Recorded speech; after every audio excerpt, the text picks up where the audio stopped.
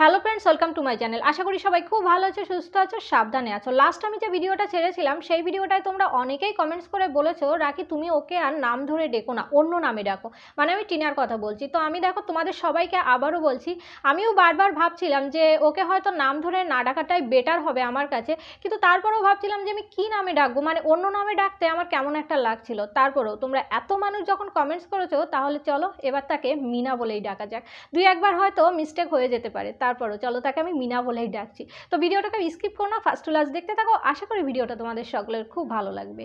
আচ্ছা, ওই ভিডিওটায় আমি আরও বলেছিলাম যে নেক্সট ভিডিওটায় আরও অনেক কিছু তোমাদের সঙ্গে আমি শেয়ার করব, কিন্তু তার আগে দেখছি সুদীপ্তাই অনেক কিছু শেয়ার করে দিয়েছে। মিনাকে আমি বারবার বলেছিলাম ইউটিউব থেকে এত টাকা ইনকাম করছো, এত টাকা ইনকাম করছো, একটা বাড়ি তো করতে পারতে, কিন্তু এখন দেখছি তার মাথার উপরে অনেক বোঝা, বাড়িটা আসলে করবে কি করে। আচ্ছা, তারপরেও চাইলে কি সে বাড়ি করতে পারতো না? সুদীপ্তা নাকি টিনার কাছ থেকে অনেক টাকা পয়সা নিয়েছে, তো সুদীপ্তর কি কোনো টাকার পরে অধিকার ছিল না? চলো এই সমস্ত কিছু নিয়েই আজকের ভিডিওটা বিশ্লেষণ করবো। समझ रहे हो समझ रहे हो आप समझ रहे हो ना। প্রথমেই বলি টাকার কথা। মিনা ইউটিউব থেকে বেশ মোটা অঙ্কের একটা টাকা ইনকাম করেছে। শুধু ইউটিউব কেন বলছি, ইউটিউব আর প্রমোশন ভিডিও থেকে সে প্রায় 30 থেকে 35 লক্ষ টাকা ইনকাম করেছে। এখানে সুদীপ্ত একটা হিসাব দিয়েছে, তার পিছনে বলো বা তার বাড়ির পিছনে বলো, মিনা নাকি সেখানে 6,70,80,000 টাকা, ধরে নাও 7 লক্ষ টাকা খরচ করেছে। এখানে এটা বলছি না যে সুদীপ্ত ঠিক কথা বলছে, হ্যাঁ এর থেকে বেশিও হতে পারে, কিন্তু তারপরেও টিনার কাছে কিন্তু একটা মোটা অঙ্কের টাকা থেকে গেছে। অবশ্য সেই টাকাটা মিনা কি করেছে? अरे कहना क्या चाहते हो। শুধু সুদীপ্তর কথায় না, আমরা কিন্তু সকলেই জানি মিনা তার বাড়িতে বেশ মোটা অঙ্কের একটা টাকা দিয়ে থাকে। দাদা ধার দেনা করে বিয়ে করেছে, সেই টাকাটাও শোধ করেছে মিনা। যাই হোক, সন্দীপের নামে এতগুলো কেস করেছে, টিনার কি টাকা খরচ হয়নি? টিনারও কিন্তু এখানে বেশ ভালো টাকাই খরচ হয়েছে। আর তারপরে কেনাকাটা, খাওয়া দাওয়া, ঘোরাফেরা, এগুলো তো টিনার কাছে জল ভাত। টিনা এটা ভেবেছিল আমার যেরকম ইনকাম হচ্ছে, এই ইনকামটা মনে হয় আমার সব সময় থেকে যাবে। টিনা একটা কথা বলেছিল না যে আমি দেখিয়ে দেবো, মানে ওর যখন প্রথম ভিডিও ছাড়ছিল তখন বলেছিল আমি দেখিয়ে দেবো একটা মেয়ে চাইলে সব করতে পারে। তো টিনাকে আমি একটা কথাই বলতে পারি যে তুমি আসলে কি করেছো, একবারও কি ভেবে দেখেছো? এই যে চ্যানেলটা, এটাও কিন্তু তোমার দৌলতে হয়নি। তুমি নিজে কি করেছো? এমনভাবে বলছিলে মনে হচ্ছে যেন নিজে কত কি করে ফেলবে, বাট তোমার দ্বারায় আমার মনে হয় না কিছু হবে। কারণ এই যে বললাম, এই চ্যানেলটাও তোমার ননদ দিয়েছিল, মানে এই ফেস ভ্যালুটা তোমার ননদ দিয়েছিল, না হলে তুমি ইউটিউবে এই জায়গাটায় থাকতে পারতে না। যাই হোক, টিনা এটা ভেবেছিল আমার ভিউ আজকে যেমন হচ্ছে, এই ভিউটা মনে হয় সারা জীবন থেকে যাবে, আমি মনে হয় এরকম ইনকাম করতে থাকবে। এজন্য খরচের কোনো পরোয়া করিনি, যেমন এসেছে তেমনই খরচ করেছে। এটা ভুলে গেছে যে রাজার ভাণ্ডারেও এরকম খরচ করলে কখনোই থাকে না। এখানে আমি তোমাকে বলেছি, তুমি যখন প্রথম ভিডিও করা শুরু করেছিলে, তখন একটা ভিডিওতে তুমি বলেছিলে যে মেয়েরা চাইলে সব করতে পারে, আর সেই জিনিসটা আমি এখন দেখিয়ে দেবো। কিন্তু আমি তোমাকে বললাম তুমি তো দেখাতে পারোনি, কারণ তোমার সেই যোগ্যতাটাই নেই। হ্যাঁ জানি, যোগ্যতা ওয়ার্ডটা অনেক বড়, এটা বলা শোভা পায় না, তারপরেও বলছি আমি এই কথাটা কেন বললাম। এই যে চ্যানেলে তুমি কাজ করছো, এটাও কিন্তু তুমি নিজের যোগ্যতায় করোনি, তোমার ননদ মানে সৌমালিদির জন্যই কিন্তু তুমি আজকে এখানে। তুমি ইউটিউব থেকে যখন মোটা অঙ্কের টাকা ইনকাম করছিলে, মানে সন্দীপদার বাড়ির থেকে বেরিয়ে এসে, তখন কিন্তু তোমার মুখ দেখার জন্য মানুষ তোমার ভিডিও দেখতো না। যদি তোমার মুখ দেখার জন্য মানুষ তোমার ভিডিও দেখতো, তাহলে আজকেও কিন্তু ভিউ হতো, কিন্তু তোমার জন্য দেখতো না, দেখতো তুমি কি করছো না করছো সেজন্য, আর কন্ট্রোভার্সির জন্য। তো যাই হোক, তোমার যোগ্যতায় তখনই তুমি কিছু করতে পারতে যখন নিজে কিছু করতে। ইউটিউব থেকে তোমার যখন মোটা অঙ্কের টাকা আসছিল, তখনও তো তুমি নিজের জন্য কিছু করতে পারতে, করে দেখাতে পারতে যে তুমি কি করতে পারো। ওই যে নিজের বাড়ি করতে পারতে, যাই হোক না কেন নিজের জন্য কিছু করতে পারতে, বা নিজের বিজনেস করতে পারতে। কিন্তু দেখো, তোমার যোগ্যতায় কিচ্ছু হয়নি, সেজন্যই আমি বললাম যে তোমার যোগ্যতায় না, তুমি কিচ্ছু করতে পারোনি। এই যে ইউটিউবটা, সেটাও সৌমালিদির জন্য করছো, আর এখান থেকে নিয়ে যদি তুমি নিজে কিছু করতে পারতে, তখন বলতে পারতে যে না আমি আমার যোগ্যতায় কিছু করেছি।